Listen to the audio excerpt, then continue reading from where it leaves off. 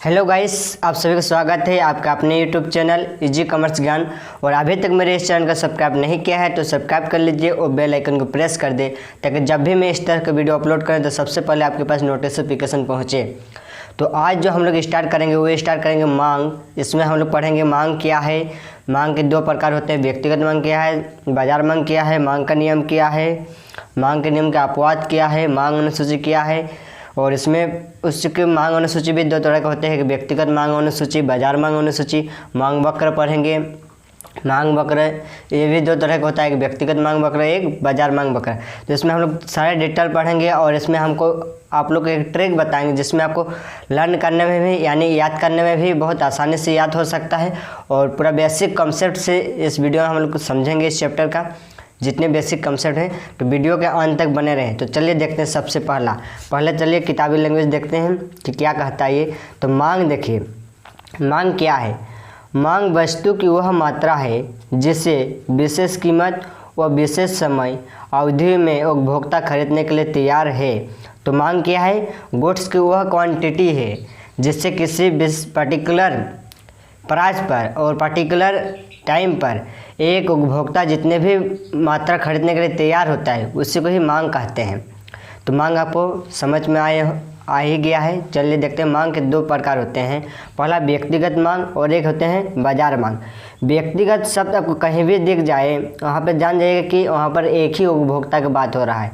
कहीं भी आपको व्यक्तिगत दिख जाए तो वहाँ पर जान जाइए कि एक ही व्यक्ति की बात हो रहा है। और बाजार जहाँ पर दिख जाए वहाँ पर जान जाइए कि सभी व्यक्तियों का बात हो रहा है, चाहे वो मांग वक्र ही क्यों ना हो, चाहे वो मांग अनुसूची क्यों ना हो, व्यक्तिगत मांग अनुसूची सभी में एक ही नियम लागू होगा। और यही ट्रिक है, आप लोग का याद करने में बहुत आसानी होगा। तो चलिए देखते हैं व्यक्तिगत मांग क्या है।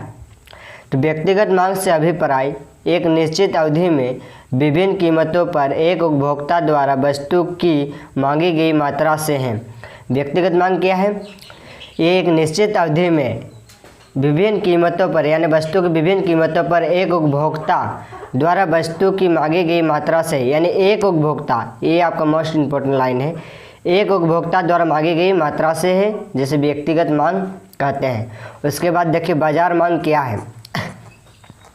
बाजार मांग, बाजार मांग से अभिप्राय एक निश्चित अवधि में विभिन्न कीमतों पर सभी उपभोक्ता द्वारा वस्तु की मांगी गई मात्रा से है। बाजार मांग क्या है, एक निश्चित समय अवधि में यानी पर्टिकुलर डेट पर विभिन्न कीमत पर यानी वस्तु की अलग अलग कीमत पर सभी उपभोक्ता यानी बाजार के सभी उपभोक्ता द्वारा वस्तु की मांगी गई मात्रा से है। तो इसे क्या कहते हैं, बाजार मांग कहते हैं। बाजार मांग को हम लोग एक तो दूसरे शब्द में भी कह सकते हैं, बाजार मांग बाजार के सभी उपभोक्ताओं को मांग का योग है।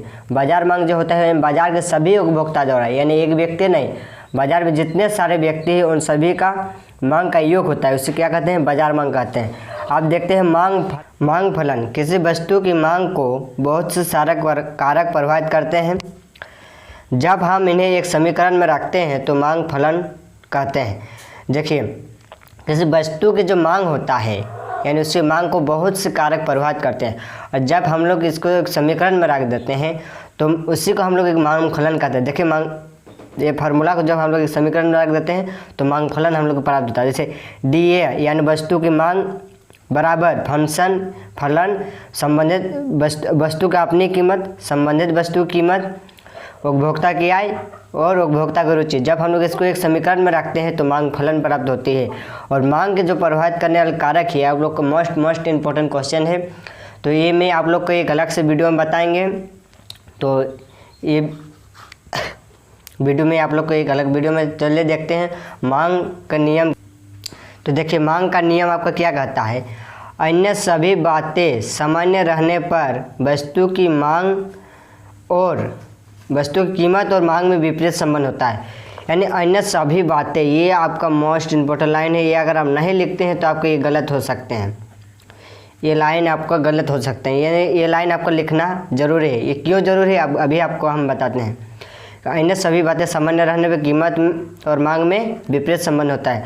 अर्थात अगर कीमत घटेगी, कीमत अगर घटेगी तो मांग में क्या हो जाएगा, वृद्धि होगा। विपरीत संबंध है, कीमत घटेगी तो मांग बढ़ेगी। सीधी सी बात है, अगर किसी वस्तु की कीमत घट जाता है तो हम लोग उसकी मांग में क्या कर देते हैं, वृद्धि कर देते हैं। अगर यही वस्तु की कीमत में अगर वृद्धि होती है तो हम लोग मांग में क्या करते हैं, कमी कर देते हैं, कमी करते हैं ना। किसी वस्तु अगर मांग में वृद्धि, कीमत में वृद्धि हो जाता है तो उसकी मांग में कमी कर देते हैं। तो कैसे संबंध होते हैं, मांग और कीमत में विपरीत संबंध होते हैं, यानी अगर कीमत घटेगी तो मांग बढ़ेगी, कीमत बढ़ेगी तो मांग घटेगी, तो ये विपरीत संबंध होते हैं। तो इन्हें सभी बातें अभी हम एक फार्मूला से आपको बताएं कि DA बराबर था ना आपके अगले पिछले पन्ने में, function of PA, PB, Y, T, यही फार्मूला था। तो ये क्या कहता है मांग का नियम, कि उपभोक्ता की संबंधित वस्तु की कीमत उपभोक्ता की आय तथा उपभोक्ता की रुचि में कोई परिवर्तन नहीं होना चाहिए, तभी मांग का नियम लागू होता है। ये सभी अन्य बातें समान रहने पर, यानी ये सब समान रहेगा तभी मांग का नियम होगा। वस्तु की कीमत, तभी मांग का नियम लागू होगा, तभी मांग का नियम लागू होता है कि कीमत घटेगी तो मांग बढ़ेगी और कीमत बढ़ेगी तो मांग घटेगी, नहीं तो मांग का नियम लागू नहीं होता है। मान लीजिए अगर वस्तु की कीमत बढ़ेगी और उपभोक्ता का आय भी बढ़ गया तो उपभोक्ता उसकी मांग में नहीं कमी करेगा क्योंकि उसका आय भी बढ़ गया। इसलिए ये सभी बातें जो होता है वह समान रहता है, इसमें कोई परिवर्तन नहीं होता है। और चलिए देखते हैं मांग के नियम के अपवाद। मांग के नियम के अपवाद आपका है, इसमें ये होता है कि मांग का नियम लागू नहीं होता है। मांग का नियम का अपवाद का मतलब यही है कि उसमें मांग का नियम जो है, कीमत घटेगी तो मांग बढ़ेगी और कीमत बढ़ेगी तो मांग घटेगी, ये नियम लागू नहीं होता है। तो वहीं पर हो गया मांग का नियम की अपवाद। तो घटिया वस्तु पर मांग का नियम लागू नहीं होता है। घटिया वस्तुएं वे वस्तु होती है जिसकी कीमत घटेगी तो मांग भी घटेगी, अगर कीमत बढ़ेगी तो मांग भी बढ़ेगी। तो इसमें मांग का प्रत्यक्ष संबंध होता है इसमें, इसलिए घटिया वस्तु मांग का नियम लागू नहीं होता है। अनिवार्य वस्तु, अनिवार्य वस्तु आप जानते हैं नमक, नमक एक ऐसी वस्तु है, अनिवार्य वस्तु है, इसकी कीमत बढ़ने पर भी इसके मांग में कमी नहीं होती है, इसकी मांग उतने ही रहती है। इसलिए अनिवार्य वस्तुओं पर मांग का नियम लागू नहीं होता है, इसलिए इस पर भी ये मांग का नियम का अपवाद कहलाता है। फिर देखिए वस्तु के दुर्लभ होने की आशंका, यानी वस्तु जो है वो दुर्लभता यानी वो भविष्य में नहीं मिलेगी, और आशंका है कि वो भविष्य में नहीं मिलेगी। तो हम लोग इसके वर्तमान में अगर कीमत में वृद्धि होती है फिर भी मांग में वृद्धि करते हैं, क्योंकि हम लोग को लगता है कि भविष्य में ये वस्तु नहीं मिलने वाली है, तो इसकी कीमत वृद्धि होने पर भी हम लोग इस वस्तु का मांग में नहीं कमी करते हैं। यहाँ पर भी मांग का नियम लागू नहीं होता है। फिर कीमत व सामाजिक सम्मान की वस्तुएँ, कीमत और सामाजिक सम्मान की वस्तु, जैसे समाज में बहुत हम लोग अमीर आदमी होते हैं तो उन लोग को सामाजिक वस्तुएं यानी सामाजिक सम्मान की वस्तु जैसे सोना मान लीजिए, ये सब उन लोग के अगर कीमत में वृद्धि रहेगी ना फिर भी उन लोग खरीदना चाहेंगे, क्योंकि उन लोग को अपने समाज में गुडविल को बनाए रखने के लिए उन लोग वस्तु की कीमत को नहीं देखता है, वह अपने सामाजिक सम्मान के लिए उस वस्तु पर कीमत में वृद्धि होने पर भी उस वस्तु की मांग में कमी नहीं करता है, उसमें और मांग करता है। तो ये हो गया आपका मांग के नियम के अपवाद। अब चलिए अगला देखते हैं मांग अनुसूची। तो मांग अनुसूची भी आपका ठीक मांग की तरह है, व्यक्तिगत मांग एक था आपका, उसी तरह इसमें व्यक्तिगत मांग अनुसूची और बाजार मांग अनुसूची। तो मांग अनुसूची क्या है? मांग अनुसूची यह बताती है कि वस्तु की विभिन्न कीमतों पर उपभोक्ता उसकी कितनी मात्रा खरीदेगा। मांग अनुसूची को ही मांग तालिका भी कहा जाता है, और ये हम लोग को यह बताते हैं कि वस्तु की विभिन्न कीमतों पर एक उपभोक्ता कितनी मात्रा खरीदेगा, उसे मांग अनुसूची कहते हैं। मांग अनुसूची आपके दो तरह की होती है, एक व्यक्तिगत मांग अनुसूची, एक बाजार मांग अनुसूची। व्यक्तिगत आपको बोल दिए हैं पहले ही, जहाँ पर व्यक्तिगत आपको दिख जाए वहाँ पर एक व्यक्ति की बात हो रहा होता है, जहाँ पर बाजार का बात दिख जाए वहाँ पर सभी व्यक्ति का बात हुआ होता है। चलिए देखते हैं इसको अच्छे से। तो देखते हैं चलिए व्यक्तिगत मांग अनुसूची, यह एक ऐसी तालिका है जो यह बताती है कि वस्तु की विभिन्न कीमतों पर एक उपभोक्ता उसकी कितनी मात्रा खरीदेगा। यहाँ पर देखिए एक उपभोक्ता, यहाँ पर एक उपभोक्ता, इसी पर अगर आप वहाँ पर लगा दीजिएगा सभी उपभोक्ता, तो एक डेफिनेशन याद करने से आपके दो काम होता है कि यह एक ऐसी तालिका, कैसी तालिका है व्यक्तिगत, जो यह बताती है कि हम लोग को विभिन्न वस्तु की विभिन्न कीमतों पर एक उपभोक्ता उसकी कितनी मात्रा खरीदेंगे, उसे व्यक्तिगत मांग अनुसूची कहते हैं। अब देखिए बाजार मांग अनुसूची क्या है। तो बाजार मांग अनुसूची यह एक ऐसी तालिका है जो बताती है कि वस्तु की विभिन्न कीमतों पर सभी उपभोक्ता उसकी कितनी कितनी मात्रा खरीदेंगे। यहाँ पर सभी आ जाएगा और वहाँ पर एक व्यक्ति आ जाएगा, तो ये हो गया आपका बाजार मांग अनुसूची और व्यक्तिगत मांग अनुसूची। तो चलिए इसको एक उदाहरण से समझते हैं। मान लीजिए कीमत आपका है 1 2 3 4 5।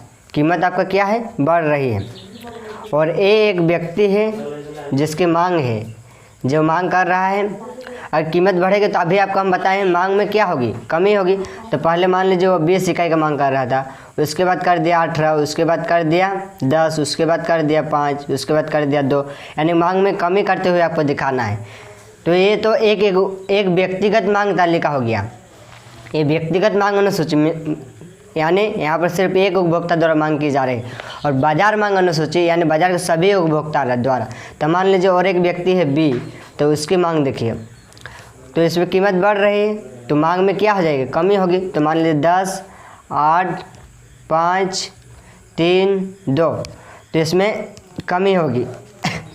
जब हम ए और बी को जोड़ देंगे तो हम लोग को क्या मिल जाएगा, बाजार मांग मिल जाएगा। ये तो अलग अलग हो गया व्यक्तिगत मांग, इसका भी व्यक्तिगत मांग। जब हम ये दोनों का योग कर देंगे तो हम लोग को बाजार मांग मिल जाएगा। तो देखिए 20 और 10 कितना हो गया, 30 हो गया।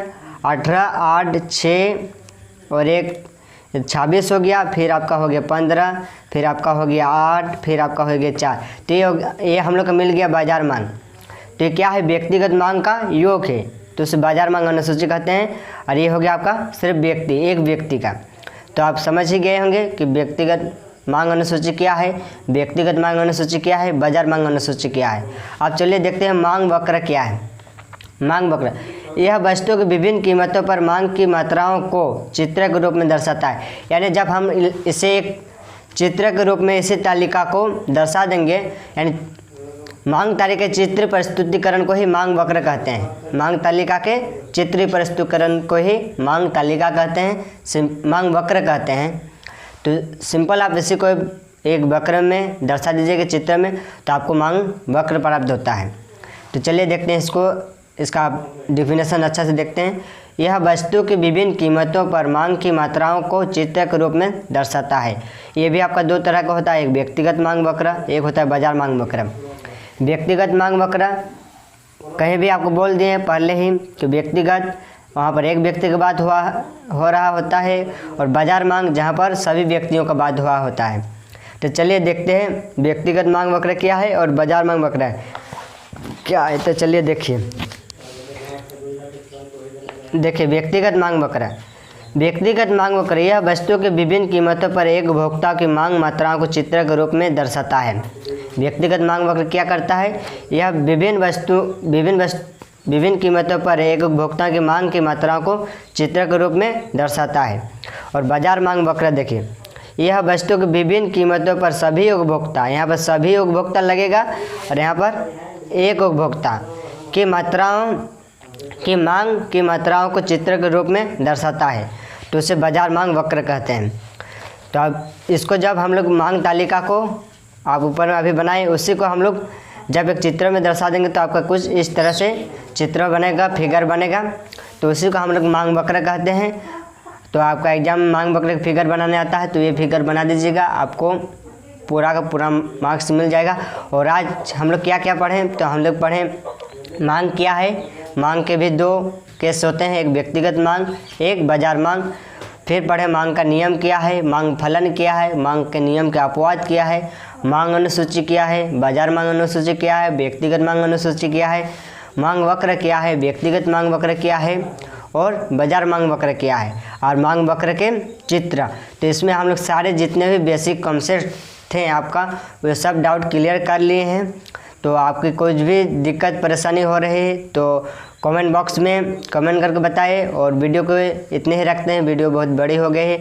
तो इससे हम लोग को छोटे छोटे जितने भी चीज़ें हैं वो सब कॉन्सेप्ट क्लियर हो गया है। इसके बाद हम लोग थोड़ा बड़ा क्वेश्चन करेंगे, इससे बहुत इम्पोर्टेंट क्वेश्चन आता है इस टॉपिक से। तो चलिए वीडियो को इतने ही रखते हैं। धन्यवाद। लाइक करें, शेयर करें और कमेंट करें।